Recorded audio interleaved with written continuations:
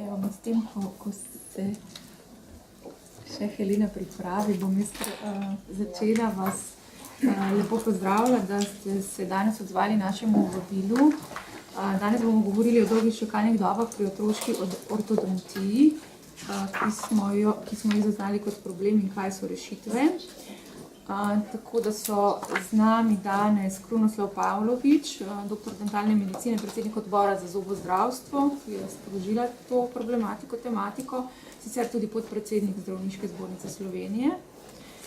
Potem pa so z nami še 3 ortodonti, in sicer Sanda Lah Kravanja, predsednica Slovenskega ortodontskega društva, Saša Savič, član odbora za zobozdravstvo pri Zdravniški zbornici Slovenije, v katerem predstavlja tudi ortodonte, in Martina Mikac-Cankar, ortodontka, ki pa deluje v Zdravstvenem domu Ljubljana. Tako da vse goste lepo pozdravljam, prav tako novinarje, bi prosila vse za uvodne začetne besede, potem pa bojo na voljo vsi sogovorniki tudi za vprašanje, tako da prosim, dr. Pavlović. Lepo pozdravljeni, izvedno tukaj krajši uvod, ki bi mi rad predstavil pravzaprav, kako zdaj poteka vodenje teh čakalnih seznamov v zobozdravstvu in kje so nastali ključni problemi, zakaj to ne funkcionira. Na to bi se pa navezali naprej na problematiko v področju ortodontije. Zakon o pacientovih pravicah in pravilnik je uvrstil zobozdravstvo v vodenje čakalnih seznamov. To pomeni, da pravzaprav zobozdravniki vodimo ali pa analiziramo te čakalne dobe tako kot na sekundarju, se pravi na specialističnem nivoju.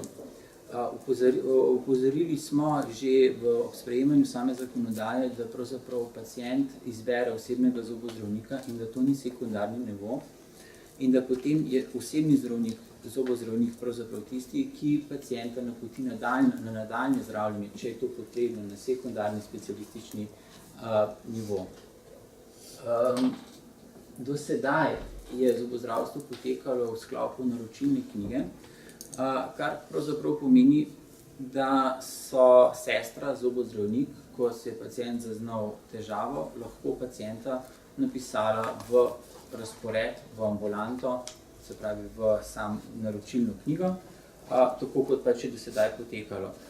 Z uvrstitvijo zobozdravstveno čakalni seznam pa so postale te protokoli bistveno bolj komplicirani in zobozdravniki morajo na primarnem nivoju pravzaprav voditi vso administracijo tako kot na sekundarnem nivoju, kot če bi se pacient naročil na zobozdravstveno storitev z napotnico. Se pravi, nekako se je pod prisilo uvedel čakalni seznam v zobozdravstvo. Strani odločevalcev drugega argumenta pravzaprav nismo dobili kot to, da so pa čakalne dobe tako dolge v zobozdravstvu, da je to način, kako jih bomo omejili oziroma zmanjšali. Nam se seveda zdi, da temu ni tako. Če pogledamo, kaj se pravzaprav sedaj dogaja v zobozdravstvu. Se pravi, način uvrstitve na čakalni seznam poteka osebno preko telefona in e-naročanje. Zakon predvideva, da mora imeti sedaj zobozdravnik v svojem obstoječem ordinacijskem času 2 uri namenjenega za naročanje pacienta, ali to osebno, po telefonu ali e-naročanje. Hkrati, če sestra zabeleži, se pravi, dobi klic in na njega ne odgovori, mora imeti evidenco in se pravi vzpostavi povratni klic za naročanje. Naroča se paciente v konzervativni in protetiki na prvi pregled, kontrolni pregled in pa seveda obvezna, se pravi, da pa se vse to zgodi, je pa seveda pomembna obvezna opredelitev pacienta pri zobozdravniku. Se pravi, pacienta kasneje naročamo na sekundarni nivo z napotnico na storitev, na primarni nivo pa pacient vstopa za svojim problemom in zobozdravnik opravi triažo, kakšen je ta problem in ni stvar napotnice. Ker se to dogaja vse v ordinacijskem času, ima pacient, se pravi, ima zobozdravnik v tem času, je to čas, ki je namenjen sami terapiji. In za te storitve v sedanjem programu ni namenjeno nobenega kadra. Vi veste, da zobozdravnik dela po principu 4-ročnega dela z zdravstvenim tehnikom, to se pravi, da je delo medicinske sestre pravzaprav usmerjeno v delo ob stolu in ne računalniško delo in obadanje z naročanjem pacienta. Če gremo naprej, poleg tega zakon veleva, da je potrebna tudi triaža po stopnji nujnosti. Tudi za to triažo ni predvidenega kadra. Na sekundarnem nivoju je to enostavno, zaradi tega, ker imajo za to zaposleno sestro, ki te zadeve počne. Tudi ona to lahko počne, zaradi tega, ker je primarna triaža narejena na primarnem nivoju strani zobozdravnika, sestra pa potem na podlagi napotne diagnoze pravzaprav pacientov uvršča v različne čakalne sezname. Tukaj vsaj predvidevamo, da bi mogel biti za triažo pozvan zobozdravnik, za katerega pa spet v sklopu ordinacijskega časa ni predvideno, se pravi, nadomestilo. Se pravi, zobozdravnik v tem času ne bo mogel upravljati storitev pri stolu, ampak bo mogel biti namenjen triaži in sprejemanju pacientov. Da pa se te administrativne zahteve strani čakalnih seznamov še dodatno zapletejo, pa je obvezen zobozdravnik pravzaprav 10 dni pred terminom vzpostaviti stik s pacientom. To ne bi potekalo sedaj preko SMS-jev, preko nekega strežnika na NIJZ-ju, zato spet ni predvidenega nobenega kadra, ni denarja za informatizacijo, v kadru, v standardu ni predviden. Hkrati pa kolegi koncesionarji so se soočeni z velikimi finančnimi stroški, ker morajo v tem trenutku posodabljati vse računalniške programe in tako zavarovalnica kot ministrstvo teh sredstev za primarni nivo ni namenila. Omenjeni so 2 milijoni, ampak te so bili namenjeni predvsem sekundarnem nivoju in ta denar ni prišel na primar. Mi smo v enem sestanku naredili en kratek izračun, v splošnem nekje ambulanta sprejme na dan do 20 pacientov in to vidite, če smo predvidevali, da en SMS stane 0,06 evra na storitev, bi to pomenilo 1 700 000 na leto, kar bi pomenilo 15,5 programa dodatnega, ki namesto, da so jih namenili za obveščanje pacientov, bi na ta način lahko uskrbeli dodatnih 23 300 ljudi. Tako samo hočemo prikazati, pravzaprav, s kakšnimi stroški, kakšne stroške se je povzročilo, ko se je zobozdravstvo uvrstilo v čakalne sezname, učinkov pa danes pravzaprav ne moramo meriti, ker NIJZ nima podatkov, kakšni so čakalni seznami. Določeni VZS-ji, to so šifre, po katerih se merijo čakalni seznami, so bili vzpostavljeni šele septembra, tukaj mislim na protetiko, in pravzaprav vse skupaj še vse ne funkcionira. Poleg tega pa je zakon naložil tudi zobozdravnikom, gore imate pa citirano iz zakona, da mora zobozdravnik redno spremljati, analizirati podatke o čakalnih dobah, jih sporočati in kar je najhujše, pravzaprav še sam iskati vzroke, zakaj so tako dolge čakalne dobe. Pravzaprav mi menimo, da kolegi niso odgovorni za nastanek teh čakalnih dob, da zobozdravniki realizirajo pravzaprav vse programe, ki jih krije Zavod za zdravstveno zavarovanje, do mere, ki jih on financira, in zobozdravniki seveda tudi upoštevamo vsa pravila, ki jih določi zdravstvena zavarovalnica. Mnenja smo, da so to vprašanja, katere morajo se odgovoriti ljudje na zavarovalnici in tudi na Ministrstvu za zdravje. Kako bodo sami povečali dostopnost do zobozdravstvenih storitev, seveda s povečanjem samega nadzora in pisanjem glob kolegom, ki se pa v tem trenutku dogaja, pa verjetno teh čakalnih dob ne bodo skrajšali. Zanima nas pravzaprav v tem trenutku, kdo je tista pooblaščena oseba v zobozdravstvu, ki se bo ubadala z vso administracijo in vsem upravljanjem vseh teh administrativnih zadev, kar se tiče okoli uvedbe tega čakalnega seznama. Pravilnik definira tudi najdaljšo dopustno čakalno dobo. Kot vidite, za ortodontijo 6 mesecev, za protetiko 6 mesecev, za oralno kirurgijo 12 mesecev. Jaz ne vem, če je en program v državi, ki ima ortodontijo manj kot 6 mesecev čakalne dobe in ne vem, če je za protetiko mogoče kakšen od mlajših kolegov, ki je začel šele delati, da ima mogoče krajšo dobo. Vse te dobe dejansko so nerealne, ki so tukaj predpisane in vse se presegajo. Na sekundarnem nivoju to problem lahko rešimo s čakalnim seznamom. Zakaj? Kajti pacient lahko obišče drugega specialista, ki ima krajšo čakalno dobo in opravi storitev prej. Na primarnem nivoju, pa kot sem omenil na začetku, imamo izbiro osebnega zobozdravnika in pacient ne more izbrati sosednjo ambulanto, zato ker tam pride pač prej.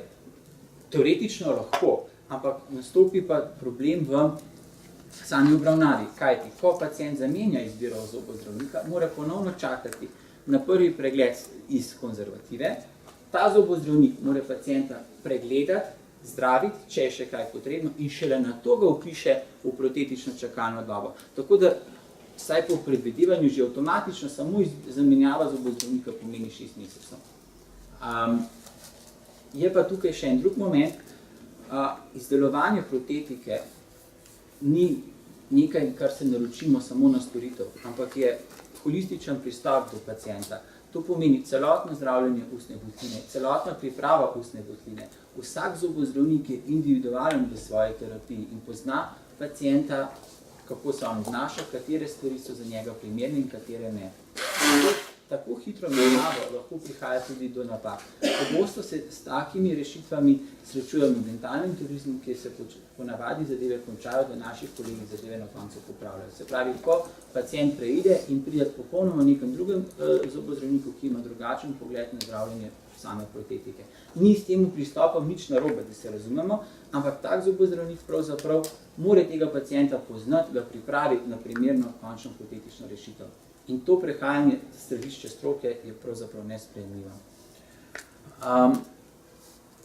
Da pa zobozdravniki pravzaprav nismo odgovorni za nastanek teh čakalnih dob v naši javni mreži,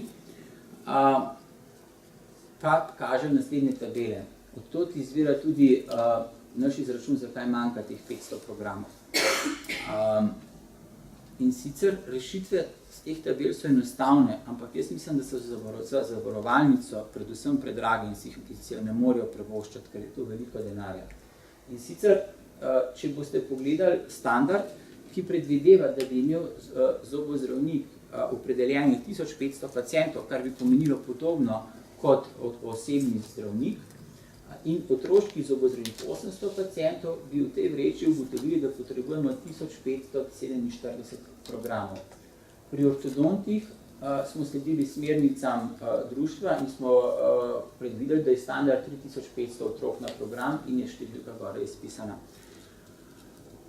Danes imamo 951, zdaj podatki so od začetka leta, splošni dogovor je predvidel 10 dodatnih programov iz otroškega in mladinskega zobozdravstva, tako da tukaj bo 961 zdaj.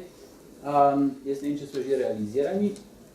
In iz tega izhaja potem tam 515, se pravi, bomo šli na 490 verjetno.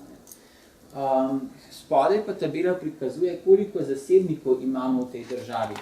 Jaz ne razumem, če je želja zavarovalnice, da se skrajšajo čakalne dobe, pa če imamo toliko zobozdravnikov v tej državi, zakaj se ne odprejo storitve za vse zobozdravnike v državi, ki upravljajo storitve? In da jih upravijo vsi, ki so pristojni za to tukaj delati. Vsi imajo licence, vsi delujejo v Sloveniji. Jaz se bojim, da je to problem seveda s ponovnem financiranju, ampak to je stvar, katero mora seveda ministrstvo odgovarjati in mora odgovarjati zavarovalnica. Širitev programov v tem trenutku za 20% pravzaprav pomeni, kar predvideva splošni dogovor, pravzaprav pomeni, da obstoječe ordinacije bodo mogli več delati, da bodo lahko realizirali te programe, ker standardi so obstoječi in preko teh standardov zelo težko grejo. Vprašanje je, koliko tega do konca leta bo dejansko realiziranega. Vendar ravno zaradi tega opozarjam, to ni rešitev. Rešitev je povečanje števila programov. To pomeni en program, en zobozdravnik, ena koncesija. Program se upravlja v javnih zavodih, na podlagi koncesijskega akta pa zavarovalnica podeli program in ga lahko upravlja zobozdravnik, ki ima svojo ambulanto. To bi bila edina pravilna iskrena rešitev trenutnih nastalih čakalnih dob v zobozdravstvu. Pa samo na hitro bi vam rad samo še predstavil program standarda, kako je ta narejen, a bi lahko samo luči, ker se nič ni. Program za zobozdravstvo je sestavljen iz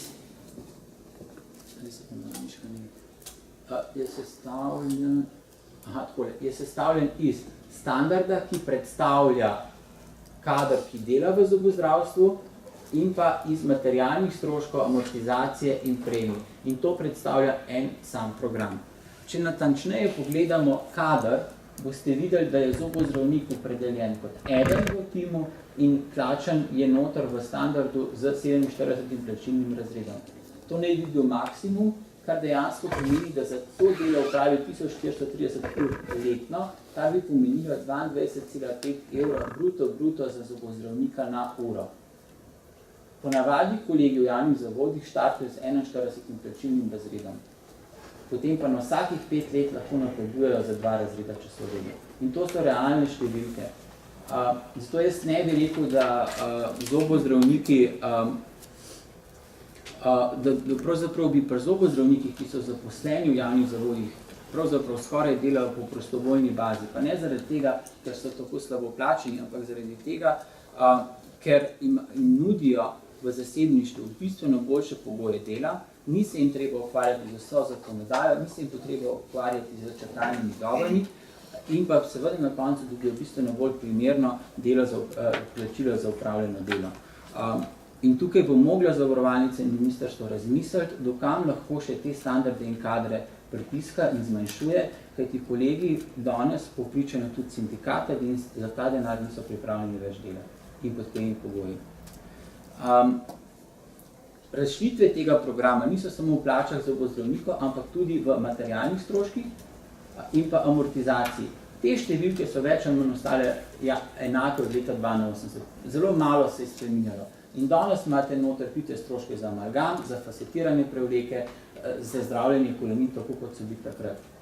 Uvajajo se pa v ta standard nove storitve, sodobne storitve, teh storitev se pa ne spreminja. In če se boste spomnili, nazadnje sem vam kazal, kako nastajajo čakalne dobe.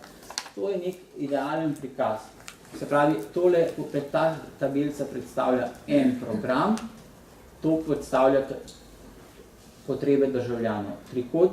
Različne velikosti trikotnikov pomeni različno časovno zahtevne zobozdravstvene storitve. In v idealnih primerih vidimo, da praktično čakalnih dob ni, ko financiranje programov sledi potrebam državljanov. Kokar pride do diskrepance, nastanejo se pravi čakalne dobe. In to bi zdaj lahko povedali, da imamo premajhno število programov, da bi zrealizirali čakajoče ljudi. Če uvajamo nove zahtevne storitve, pomeni to dodatno zmanjševanje storitev na posamezen program, ker kolegi jih več kot toliko v tistih 1430 urah ne morejo izresti. In logično je, da pacienti ostanejo v čakalnih vrstah. Kaj se pa zdaj zgodi, če mi zmanjšamo kader ali pa delo kadru naložimo druge obveznosti, kot je vodenje čakalnih seznamov, se pa te storitve še dodatno zmanjšajo. 2 uri ordinacijskega časa pomeni 30% celotnega ordinacijskega časa. In čakalne dobe se bodo dejansko samo še podaljšale. Se pravi, če povzamem, kar sem vam povedal, kaj je ta zakon o pacientovih pravicah prinesel. Zobozdravniki in sestre morajo 2 uri zagotoviti znotraj ordinacijskega časa za naročanje, opravljati morajo celotno triažo, zagotavljati morajo stik 10 dni prej s pacientom, spremljati morajo podatke, analizirati morajo podatke in pa te podatke sporočati ministrstvu in zavarovalnici. Rešitev zelo enostavna in hitra v tem trenutku je tudi, da se poveča tehnik zdravstvene nege v timu ali pa da se poveča administrativno-tehnične delavce. Tako, toliko z moje strani, da sem vam samo mogoče malo osvežil ali pa razložil, kaj se dogaja na tem področju. Te čakalne dobe pa se mi zdi v tem trenutku najbolj tudi zrcalijo pravzaprav v ortodontiji. Kolegi iz ortodontije vam bodo poskušali razložiti, s čem se pravzaprav ortodonti danes ukvarjajo, kakšni so njihovi pereči problemi in kako vidijo rešitve v ortodontiji v prihodnosti. Tako da predajam besedo.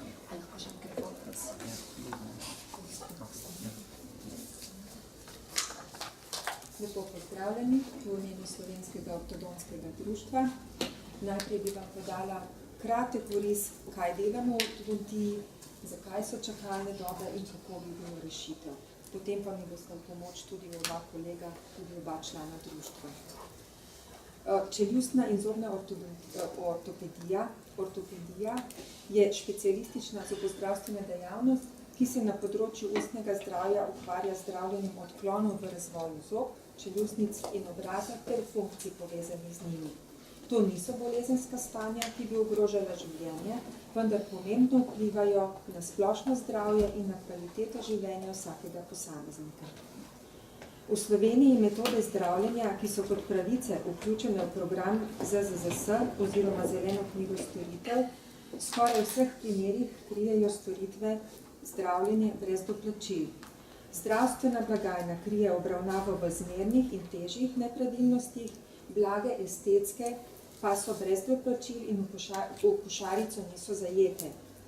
Prvo potrebo po ortodonskem zdravljenju prepozna otrokov zobozdravnik, ki na osnovi pregleda in rentgenske slike, ki jo odčita, izda napotnico za specialistično obravnavo. Ta napotnica je posebna, je ena, sama in trajna, saj je specialistično zdravljenje praviloma dolgotrajnejše, otroka spremljamo več let v obdobju intenzivne rasti in razvoja. Utemeljitve za zdravljenje specialisti zobne in čeljustne ortopedije prepoznamo z uporabo indeksa za določanje stopnje nepravilnosti, vsi diagnostični postopki za določanje te stopnje in s tem tudi potrebe po zdravljenju morajo biti izvedeni do otrokovega 16. leta starosti in so temeljni pogoj za to, da je otrok vpisan v čakalno vrsto za zdravljenje in da bo plačnik zdravljenja, kadar to ta indeks utemeljuje, da bo plačnik zdravljenja za ZZS. Določena je torej jasna časovna meja, do katere so otroci in mladostniki upravičeni do obravnave na račun zdravstvenega zavarovanja. Po tej starosti je zdravljenje samoplačniško, razen za starejše od 18 let, ki imajo težjo skeletno nepravilnost in potrebujejo kombinirano ortodonsko-kirurško, se pravi ortognatsko zdravljenje. Po novih pravilih zavarovanja bodo tudi ti primeri imeli pravico do ortodonskega zdravljenja, kar je dobrodošla novost za odrasle paciente, ki jo specialisti čeljustne in zobne ortopedije toplo pozdravljajo. Konkretno navedeno pomeni, da v Sloveniji niso upravičeni do ortodonskega zdravljenja strani obveznega zavarovanja samo otroci z lahko nepravilnostjo. To pomeni, da ima pravico več kot 90% otrok. V državah, s katerimi se ponavadi primerjamo, glede števila otrok na specialista ortodonta, ima pravico do zdravljenja med 40 do 60% otrok starih med 3 in 18 leti. V evropskih državah so modeli financiranja ortodonskega zdravljenja zelo različni, skoraj vse države pa imajo večje ali manjše omejitve pri tem financiranju. Največkrat obseg nepravilnosti določa raven kritja zdravljenja in v Sloveniji je ta meja postavljena zelo visoko.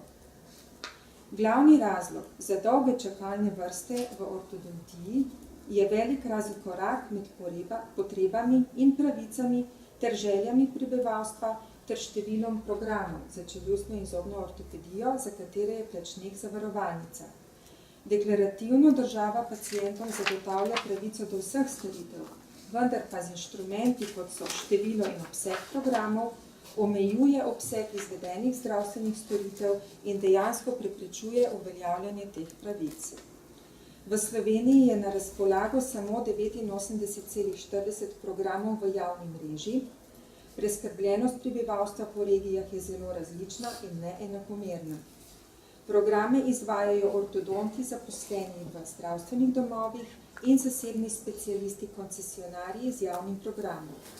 Velika večina programov, skoraj vsi, je na letni ravni v celoti realizirana v vseh regijah. Na področju ortodontije ni tako velikega razkoraka med številom ortodontov in številom programov, kot je to na področju splošnega zobozdravstva. Na razpolago so tudi še kadrovske rezerve, vsaj 10 specialistov ortodontije je samostojnih, niso v sistemu javne mreže. Večina bi bila pripravljena izvajati javni program na osnovi koncesije, pričeli bi lahko takoj, če bi za to imeli priložnost, vendar se v zadnjih letih dejavnosti Ministrstva za zdravje z tega področja niso izvajali. Vse vloge so na čakanju. V zadnjem obdobju smo tudi v ortodontiji vse bolj obremenjeni z administrativnimi opravili in poročanjem o izvedenih storitvah, o evidenčnih storitvah in o čakalnih dobah. Zelo nas je presenetilo dejstvo, ki je bilo pred kratkim objavljeno, da realnih podatkov o realnih čakalnih dobah praktično ni, da ne poročajo vsi izvajalci in da obstoječi podatki niso kvalitetni in primerljivi. V te projekte je bilo žal vloženega veliko časa in denarja, ki bi ga lahko namenili zdravljenju pacientov. Precej nejasnosti je tudi pri novih napotnicah in glede stopenj nujnosti. Zelo si prizadevamo, da bi bil na področju ortodontije samo enostopna šifra in ena čakalna vrsta za prvi pregled. S trditvami o dolgih čakalnih dobah se izvajalci ortodontije strinjamo in jih priznavamo, ne moremo pa za njih prevzeti odgovornosti, ker so vsi dodeljeni priznani programi v državi v celoti realizirani. Če jih torej želimo zmanjšati in skrajšati čakalne vrste ali celo ukiniti, moramo enega od dejavnikov, ki na njih vplivajo, spremeniti. Najbolj transparentna rešitev je, da denar sledi pacientu. Samo uravnoteženje pravic glede na razpoložljiva finančna sredstva je po naši oceni najslabša možnost skrajševanja čakalnih vrst, ker smo specialisti čeljustne in zobne ortopedije prepričani, da si prav vsak otrok zasluži lep in predvsem zdrav nasmeh. To bi bilo z moje strani. Predajam besedo dr. Saviču.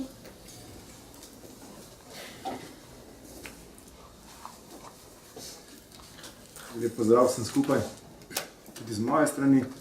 Jaz bi vam par slikovitih orisov glede same ortodontije razložil, da dobite malo vsaj občutek, s čim se ortodonti ubadamo v Sloveniji. Kot prvo, pri nas terapija ni enkratna, to ni operacija stepiča, kjer je pacient čez 2-3 dni domov in je zadeva opravljena. Ne? Mi delamo na večjih nivojih. Kot prvo, skupaj z otroškimi zobozdravniki delujemo preventivno na ugotavljanju in odpravljanju razvad. Potem seveda moramo morfološke spremembe, ki so zaradi teh razvad, tudi odpraviti, se pravi zdravimo otroke, ki so to od 3 do 7-8 let starih, se pravi to je ta primarni nivo.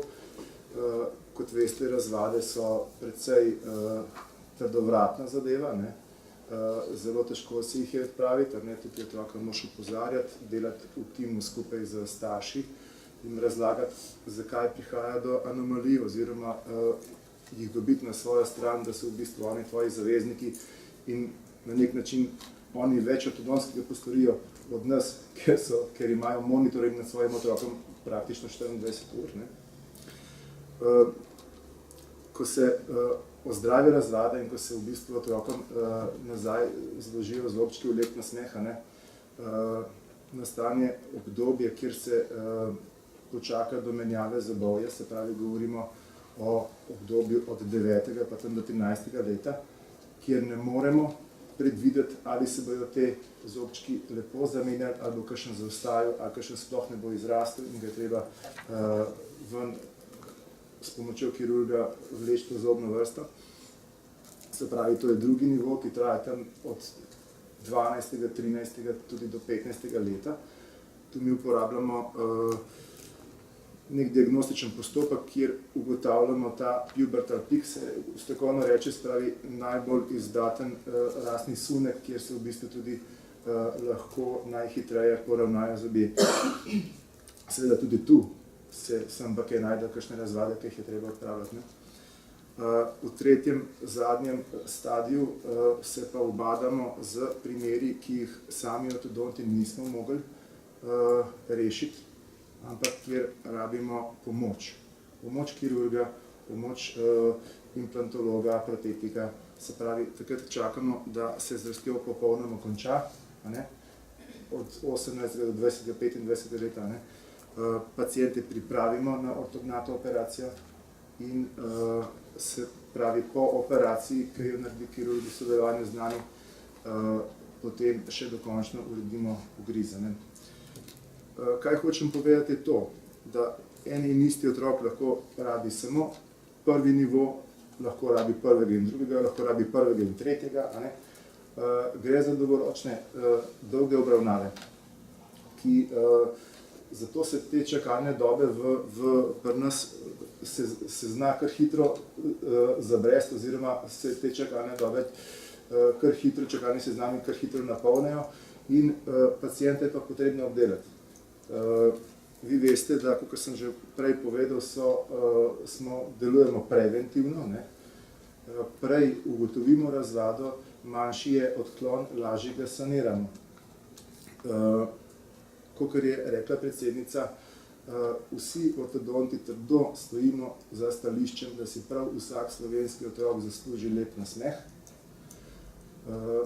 Je pa potrebno povedati, da je pri temu preventivnemu delovanju končni strošek manjši, kajti če v zgodnem obdobju mi otroka naučimo pravilno umivati zobe, odpravimo razvado in če mu naravnamo zobe v en lep in zdrav nasmeh, je to zanj odlična popotnica, dolgoročno pa manj ekstrakcij, manj protetike, manj parodontalno prizadetih zob, se pravi, dolgoročno je to zagotovo zadeva, kjer se splača investirati v celotno zdravljenje. Toliko na hitro, če vam karkoli ne bi bilo jasno, seveda mi bomo pa še razložili kakršnokoli vaše vprašanje, še kolegica iz zdravstvenega doma vam pove svojo vizijo oziroma svojo plat zgodbe.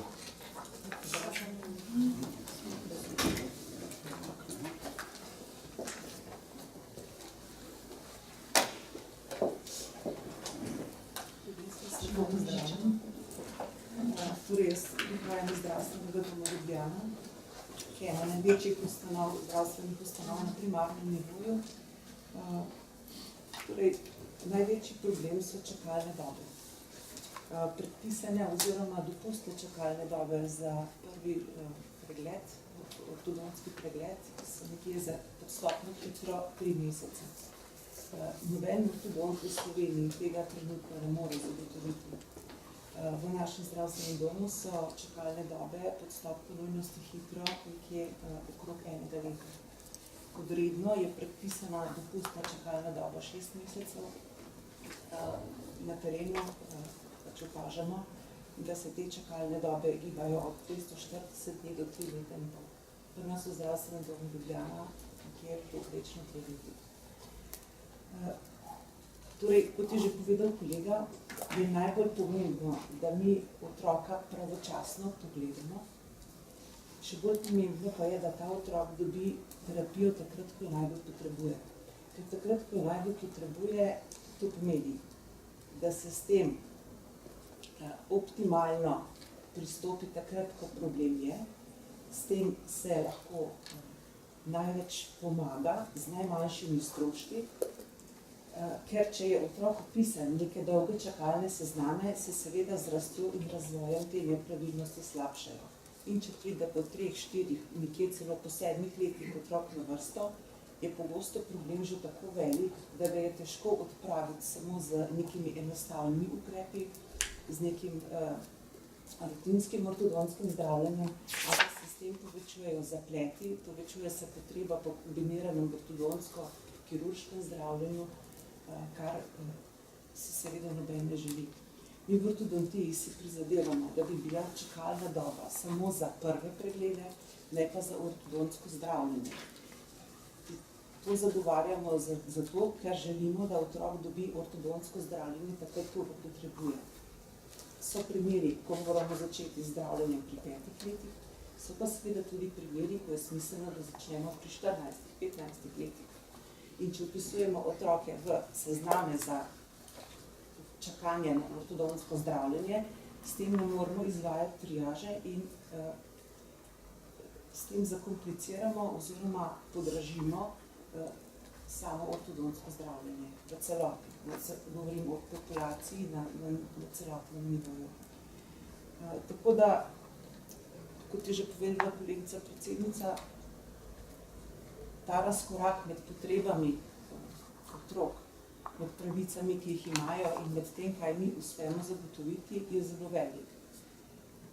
Želimo si, da bi seveda bili ortodonti, slovenski ortodonti bili sposobni tega, to veliko delo opraviti, samo v trenutnem položaju s tako malo programi tega enostavno ne zmoremo. Tisto, kar nam zavarovalnica s programi omogoča, je pravzaprav vse narejeno in pokrito. Dodatno povečevanje dela v naših ambulantah vodi samo v prezasedenost ambulant in rešitev je v povečanem številu programov. Seveda, druga rešitev je tudi v zmanjševanju pravic pacientov, vendar je to slaba rešitev, ker dolgoročno vodi tudi v povečevanje stroškov prihodnosti za protetiko, parodontološke probleme. In če se to holistično pristopi, potem pač omejevanje programov strani ortodontije vodi v povečevanje stroškov na področju odraslega zobozdravstva, predtem parodontologije in navsezadnje tudi kirurgije. To bi bilo z moje strani vse, da če nam mogoče še kdo kakšno vprašanje. Najlepša hvala, zdaj pa kar vprašanja.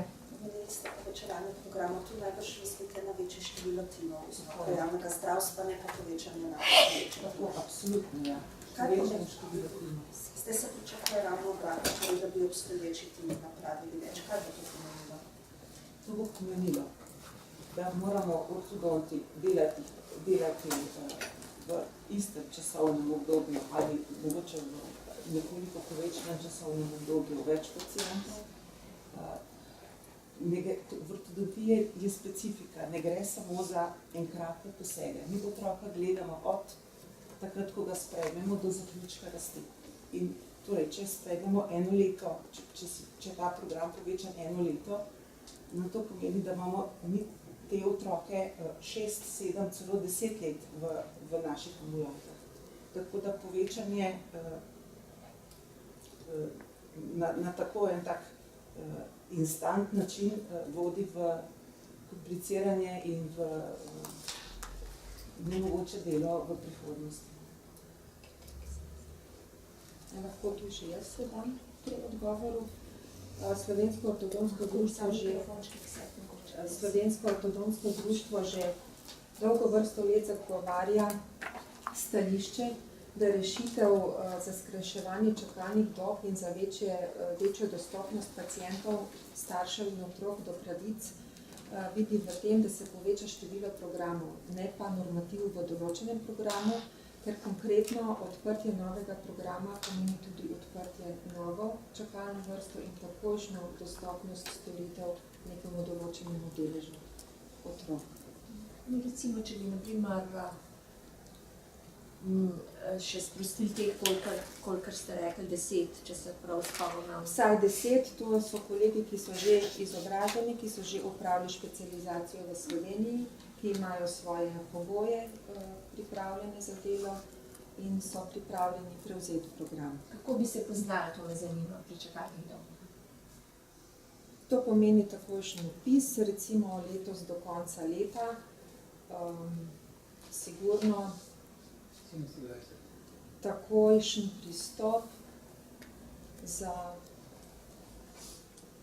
če ocenimo, da je to 20% programa, pa če bi bil vsak sposoben realizirati vse, ker moramo vedeti, da tudi že delajo, je to 20%, krat 120 novih pacientov sigurno.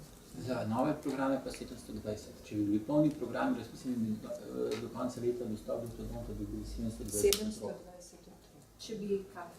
Če bi 10 programov razpisani, ker normativ je 72 Normativ za vstop v začetek aktivnih zdravljenj po timu je 60 novih aktivnih primerov. 60 in 80 iz čakalne vrste, teh otrok, ki čakajo na obravnavo, pa pa v določenem trenutku za to še niso pripravljeni.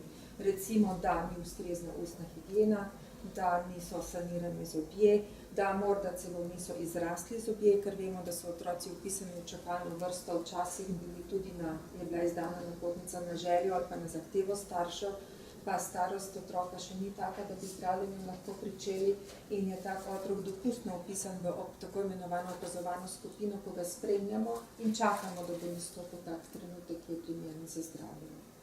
Torej 600. Kaj je 600, česa? 600 novih zdravljenj. Pa 800 opazovanj. 800 opazovanj, s tem, da je treba poudariti, da če je to na voljo septembra, konec septembra, oktobra je to do konca leta neizvedljivo. Tako da zdaj pozdravljamo ta program, ki je namenjen skrajševanju čakalnih dob, vendar menimo, da je težko izvedljiv, ker obstoječi programi že imajo naročene paciente, termini so zasedeni in povečevanje, ad hoc povečevanje storitev in naročanje pacientov zna vplivati tudi na kvaliteto obravnave. Predvsem časovno, ker z otroci se je treba ukvarjati počasi.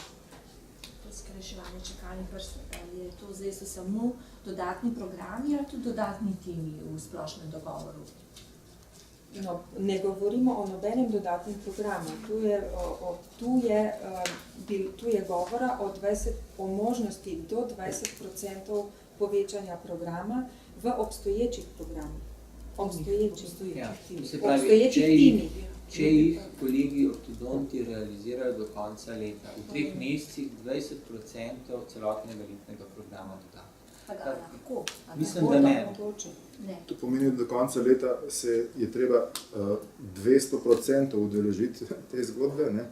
S tem, da za naslednje leto vi nimate zagotovljenih financ, da boste te otroke dejansko lahko speljali do konca zdravljenja. Ker to ni enkratni dogodek ortodontskega zdravljenja. Torej, za naslednje leto je napovedanih samo 5% povečanja. Tako da teh 20% so dali samo do konca tega leta. Do konca leta, s tem, da zdaj smo praktično že v oktobru. Otroci pa ostanejo v sistemu ambulante, za katerega pa potem zmanjka sredstev. In bo spet razkorak in bojo tisti, ki so vključeni, spet nekaj časa dlje čakali. Je treba vedeti, da recimo to 20% povečanje je dobrodošlo v vseh tistih dejavnostih, kjer je dogodek enkratni. Pri nas gre pa za večletno spremljanje. Verjetno, če se to uveljavi, pa če bi to ortodonti realizirali, v naslednjem letu ne bi vzimali novih pacientov, ker bi mogli te z obstoječimi sredstvi obravnavati in potem bi za celo leto nastala čakalna doba daljša. Što si v tem, da sredstev ni? Vse kolegi bi delali, sem sredstev za realizacijo.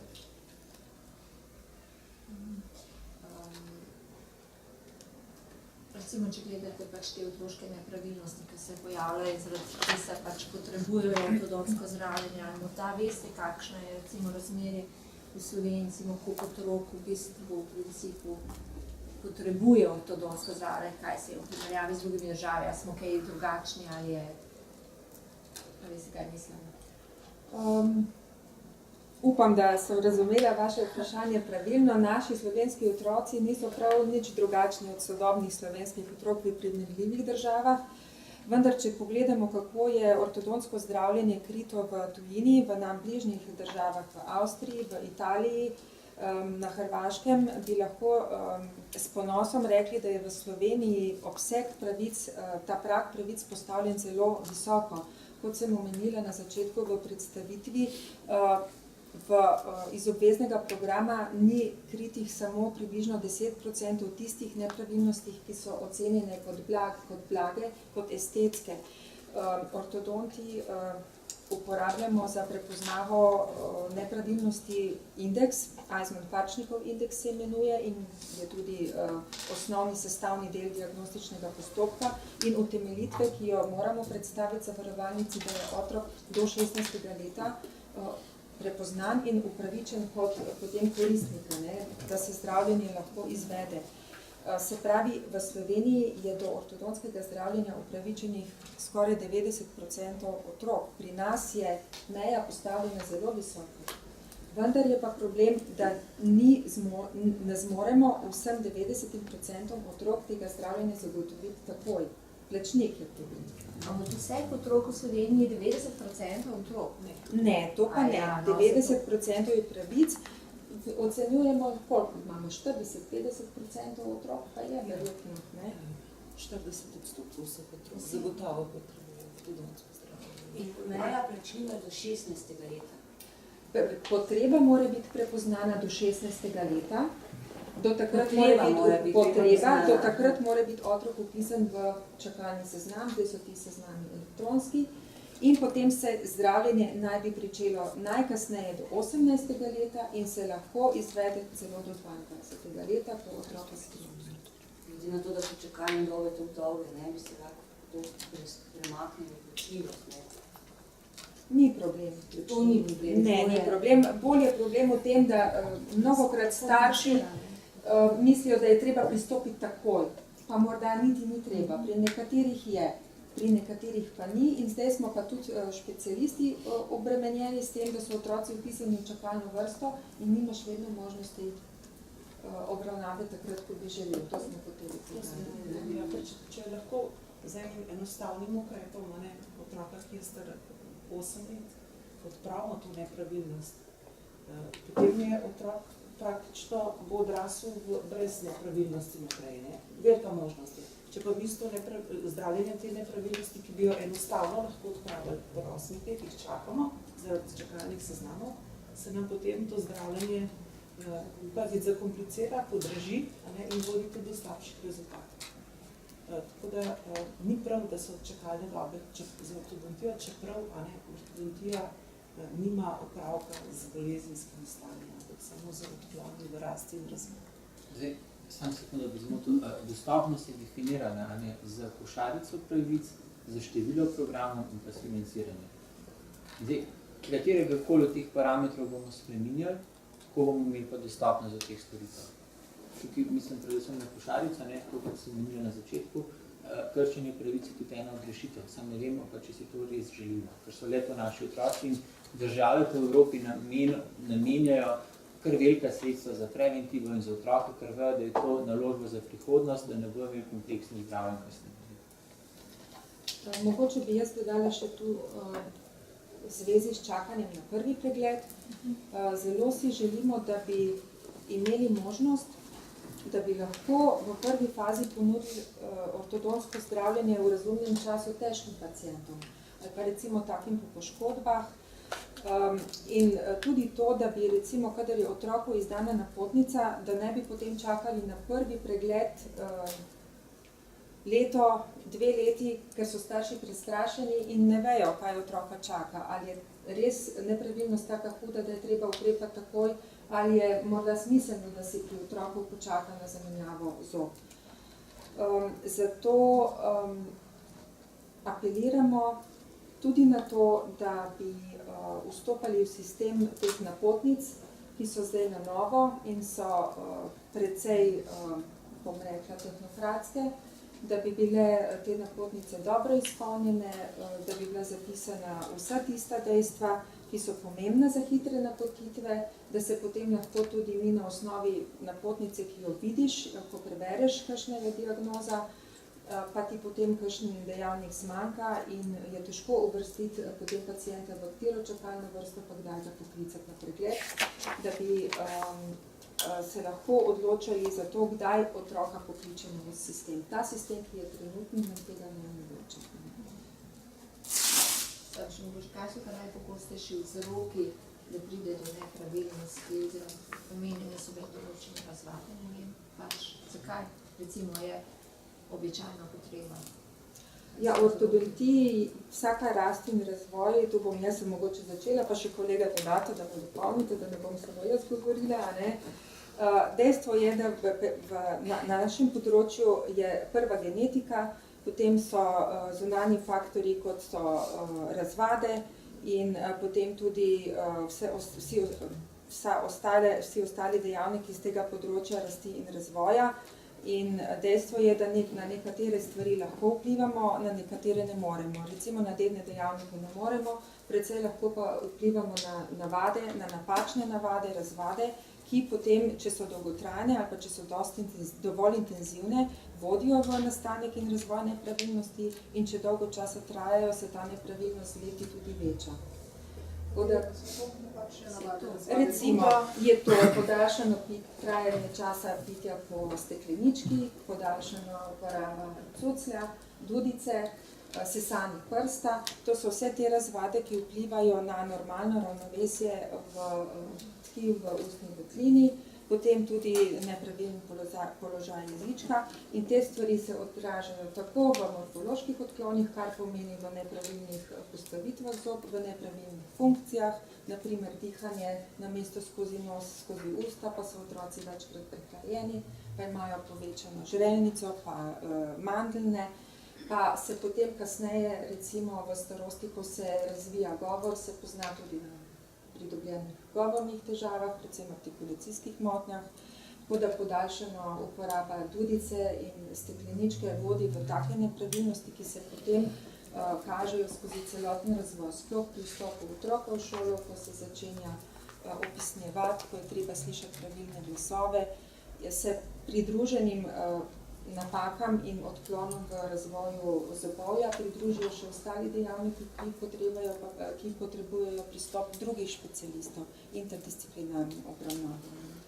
Prepuščam besedo. Mogoče bi vam jaz to malo bolj plastično razložil, ne, glede na to, da ste se malo bolj laični, kot in strokovnjaki z tega področja. Ja, če imate mikrofon.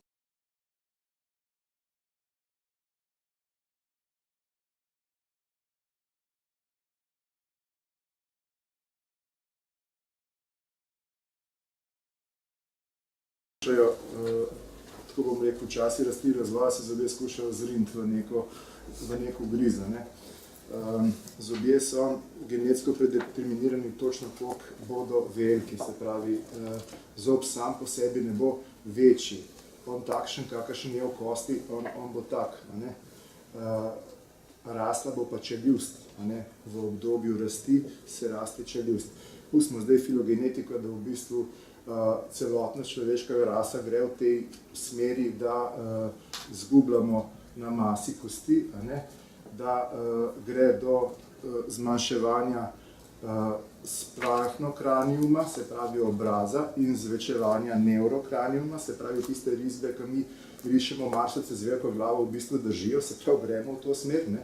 Če rečemo filogenetsko, ljudje zgubljamo vsak drugi zob v zobni formuli, se pravi, zgubljamo manj je dvojk, manj je petk, manj je osmica.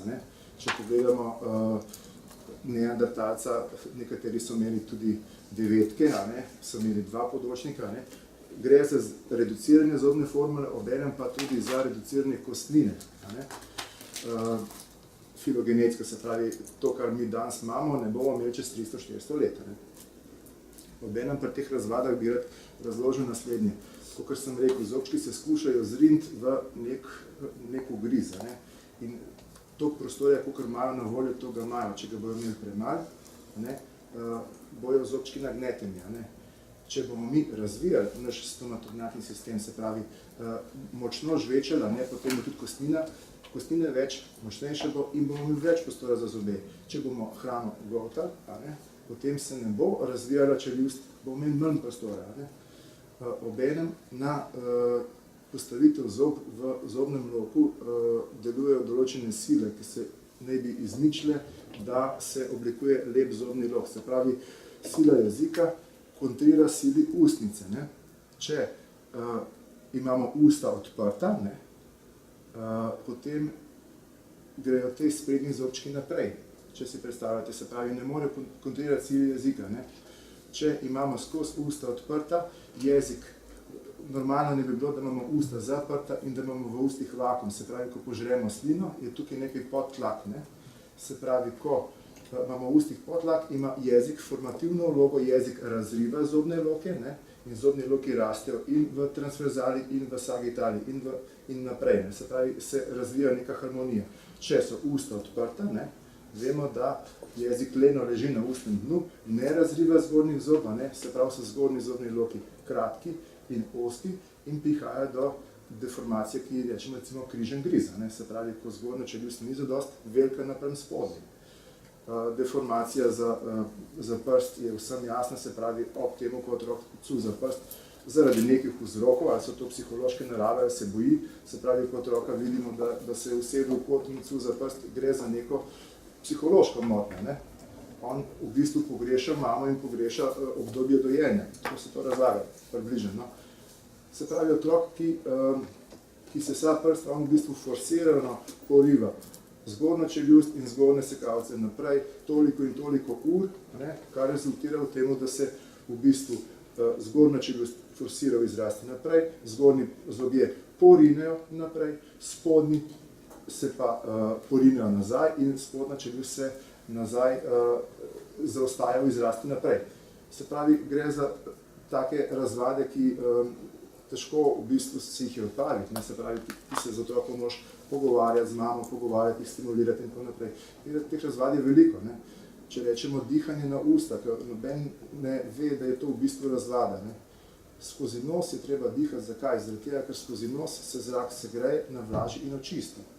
Če se diha skozi usta, je veliko več prehladnih obolenj, veliko več vnetja žrelnic in tega vsega skupaj.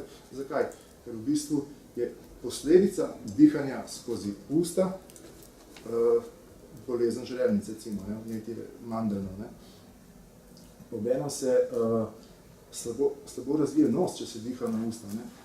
Vi morate vedeti, da otrok, ki mu je malo nosek zamašena, njemu takoj pade saturacija krvi.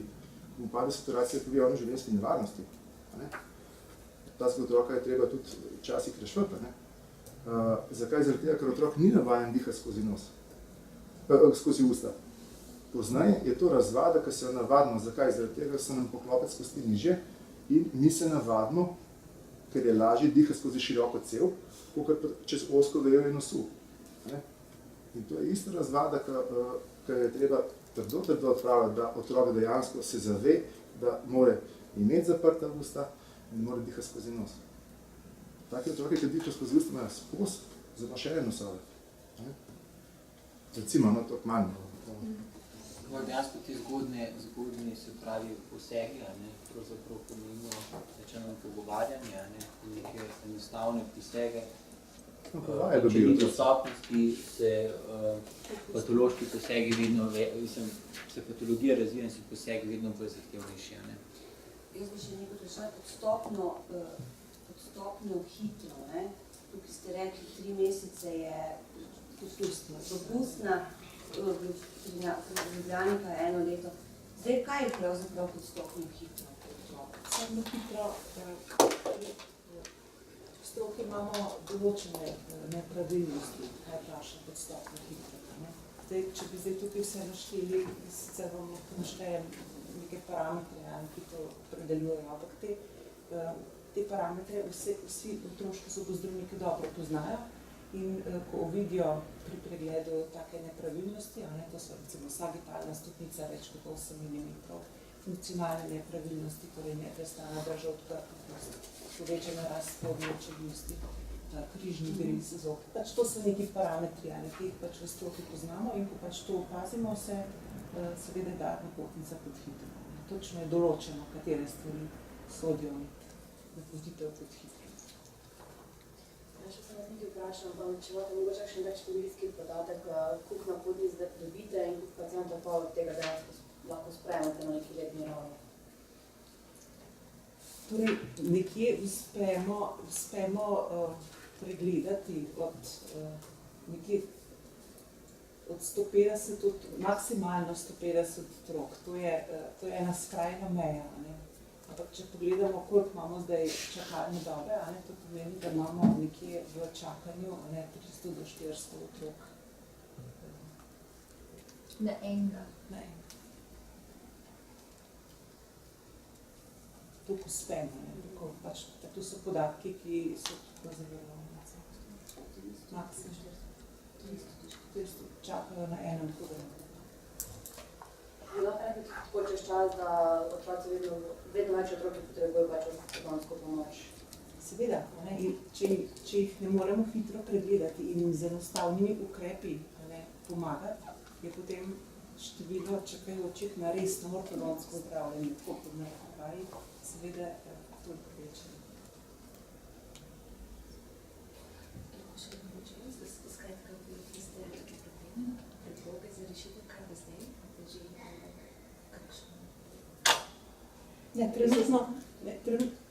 Trenutno je vlada na tem področju stihija, ne vem, Slovenskega ortodontskega društva ni nihče povabil strani ministrstva ali zavarovalnice na posvet in pogovore, tako da to pogrešamo.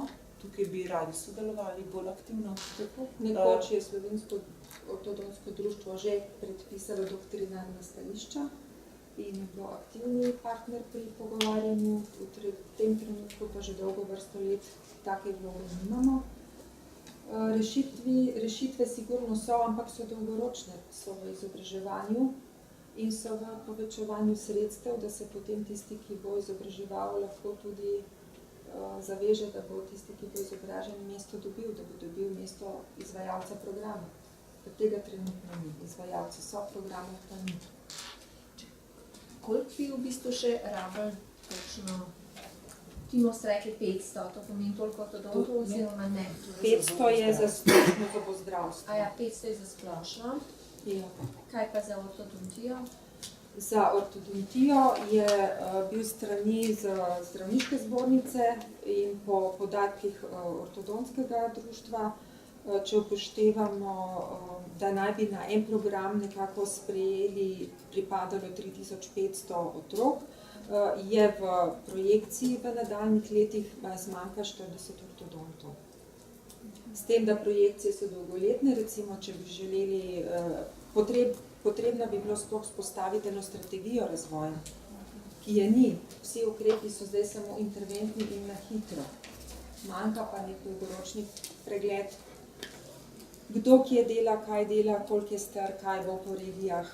Ena taka celovita analiza, na osnovi katere bi se naredil dolgoročni razvoj. Jaz bi tudi samo en komentar razdal. Na Ministrstvu za zdravje ne obstaja niti en zaposlen zobozdravnik, ki bi skrbel za zobozdravstvo kot celoto. Mi smo pristopili k reševanju tega problema, da smo se dogovorili za ustanovitev končne delovne skupine, kjer bi dejansko kot zbornica z pridruženimi kasneje verjetno tudi sekcijami napisali to strategijo razvoja zobozdravstva v nadaljnjih 10 letih in si pravzaprav nalili čistega vina in povedali pravzaprav, kje smo. Delovna skupina naj bi začela delovati v naslednjem mesecu. Prve sestanke z osebami, ki bodo sodelovali v tej skupini strani zobozdravnikov, pa smo na zbornici že upravili v prejšnjem tednu. Pa kdo bo še iz katere strani bojo še noter? Se pravi, ministrstvo je povabilo tudi, to je se pravi delovna skupina v sestavi ministrstva, povabili so pa zraven še predstavnike zavarovalnice.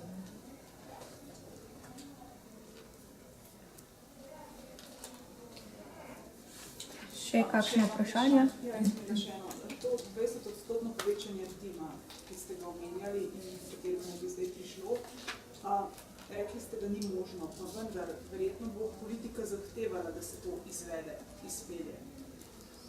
Se ne more zahtevati. To je sprejeto, to je možnost. Količine opravljenega dela, timi ostanejo ostinaki. Timi, količine dela. 20% povečanje dela. Seveda tudi, da je to sprejeto, bodo kakšni pritiski na vas vršeni, če tega ne boste izvedli. Pritiski niso izvedeni, je pa predpisan normativ, kdaj bodo storitve v večanem obsegu plačane. Se pravi, če povečaš število aktivnih otrok, ki vstopajo v aktivno zdravljenje in potem se k temu namenijo tudi sredstva. Ampak pritiskov ni. Seveda, to je možnost, da se to naredi. Mi bi želeli samo opozoriti na posledice, kaj se zgodi, če se naenkrat poveča in potem nese še breme pa v naslednje leto. Naslednjih 10 let. Torej, pri odboru za zobozdravstvo smo to nalogo za spremljanje dodelili komisiji za zasebno dejavnost, kjer bo pripravil za zobozdravnike obrazec, na kateri bodo zobozdravniki posredovali zbornici podatke, na kakšen način so realizirali te dodatne programe. kajti smo stališče, da standarde, ki jih mi predpišemo, ne moremo presegati in da znotraj obstoječega ordinacijskega časa prostora za to ni. Je pa možnost, da kolegi podaljšajo ordinacijski čas, da to realizirajo, je možnost, da imajo koga zaposlenega še zraven, ki to realizira, ali je pa možnost, da strateško upravljajo samo še protetične storitve, ki so zelo visoko točkovno vrednotene in da zdravljenje in druge stvari, ki nimajo takega časovnega zahtevka, pač pustijo na strani do konca leta. Tako bi mi pravzaprav radi dobili tudi statistične podatke, pravzaprav kakšno je dejansko udejstvovanje kolegov in pa v bistvu, a veste, če se materialni stroški ne plačajo, ali se oni sploh, jim je to sploh v interesu izvajati. Ker na drugi strani bo treba pogledati, da v bistvu po teh 20% se tisti materialni stroški, amortizacije in podobne stvari ne bodo krili. Kriv se bo samo dodatni čas in točke.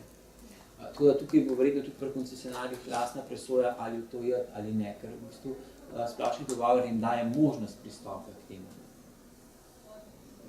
Obveščen pa sem bil, da te sredstva ne bi izplačevali šele potem šele naslednje leto. Se pravi, spet bi oni to mogli narediti, potem pa nekje v prihodnosti se bo to izplačevalo. Samo še eno vprašanje imam. Prej ste omenili primar, čakalne vrste, vodenje čakalnih seznamov tudi na primarju. Je kateri zobozdravnik bil zaradi tega že oglobljen, ker teh čakalnih vrst ni volil? Zdravstveni dom Celje napoveduje tožbo zoper zavarovalnico, zaradi tega, ker zadeve niso urejene. Mi jaz dobivam številna pisma, ne bi o imenih, o stiskah kolegic, ki so dobili tudi osebno kazni in globe zavarovalnice, so podpisane po 400 €, to ni naše časne. Ja. Tudi obrazce o načrtu, kako ne bi jih skrajšali, so tudi že dobili. Mi smo dali kot zbornica tudi enovit odgovor, tako da zavarovalnice in ministrstvo dobi jasne odgovore, so oni odgovorni za organizacijo zdravstvenega sistema in čakalne dobe in ne posamezni zobozdravniki. Jaz bi mogoče pa samo še nekaj poudarila, pa ne v okviru ortodoncije, ampak v okviru splošnega zobozdravstva je nedopustno čedalje večje višanje glavarine. Torej, mogoče o tem nismo danes nič govorili, ampak glavarina se v zadnjih 3-4 letih ves čas povečuje. In 1700 pacientov na eno ambulanto, kar je zdaj, mislim, da je ena povprečna številka, je v bistvu prevelika številka, da bi ti pacienti, ki so pri enem zobozdravniku opredeljeni, dobili tiste storitve, ki jih potrebujejo. Torej, ta glavarina je nedopustno previsoka. To je spet poenostavljanje analiz na zavarovalnici. Oni se s tem dejansko poglobljeno ne ukvarjajo in dejansko razdelijo število timov za populacijo in oni določijo, da je to glavarina. S tem v bistvu ljudem povejo, da ima vsak pravico do zobozdravnika, čeprav do njega sploh ne more priti. Mi smo sami delali izračun, se pravi, kako bi izračunali, koliko je primerno število pacientov na program. Mi smo rekli, ok, število točk je 3,69 za prvi stomatološki pregled in pa gledamo, da če pacient upravi na leto mogoče eno plombo. In ko smo te točke pogledali, glede na normativ, nam je prišlo 1290, vendar realno vemo, da se ne zgodi samo enkrat in da pač recimo družinski zdravniki imajo 1500, pa še to ponderirano, mi še pri pondrih sploh še nismo, smo predlagali v vladnem programu skrajševanja čakalnih dob, ki je bil projekt leto nazaj, 1500. Zavarovalnica to ne sliši. Kar je v bistvu tudi logično, zaradi tega, ker zagotavlja vedno več pravic pacientov, hkrati jih pa skozi program in dostopnost ne omogoča. Stališča PR-ja je to zelo dobra poteza za narod, na koncu smo pa zobozdravniki soočeni s tistim, da ljudem ne moramo dati storitev. In rad bi poudaril, da resno razmišljamo v prihodnje, da bodo zobozdravniki začeli napotovati paciente na območne enote zavarovalnice, kjer bodo tamkajšnji ljudje lahko začeli razlagati pacientom, kakšne so njihove pravice in zakaj morajo tako dolgo čakati. Ker delo zobozdravnika to ni. Zobozdravnik je strokovni delavec za timu in se nima s tem kaj ukvarjati. On je namenjen za to, da zdravi paciente in da dela za paciente tisto, kar je njemu najboljše.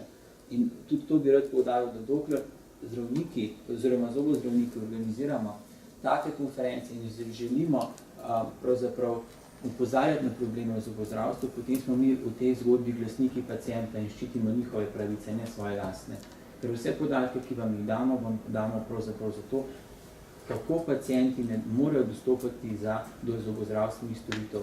In naša želja je tudi za njih, da lahko jih mi v nekem primernem delovnem okolju tudi oskrbimo. Lahko podam še zaključno misel. Kot sem že prej omenila, da se s trditvami o dolgih čakalnih dobah se izvajalci strinjamo, jih priznavamo, ne moremo pa za njih prevzeti odgovornosti, zato ker so vsi programi skoraj v celoti realizirani. Tako da pacienti zaradi tega, ker ne bi izvajali storitev, ne čakajo. Čakajo zato, ker je velik razkorak med številom programov in med možnostjo in željami pacientov. Še enkrat bi ponovila moj zaključni stavek in to je ta, da smo specialisti zobne in čeljustne ortopedije prepričani, da si vsak otrok zasluži lep in zdrav nasmeh, ki bi ga lahko ponudili doma. Hvala. Zdaj so še kakšno vprašanje ali počasi res zaključimo, smo bili kar izčrpni. Zaključimo. Najlepša hvala.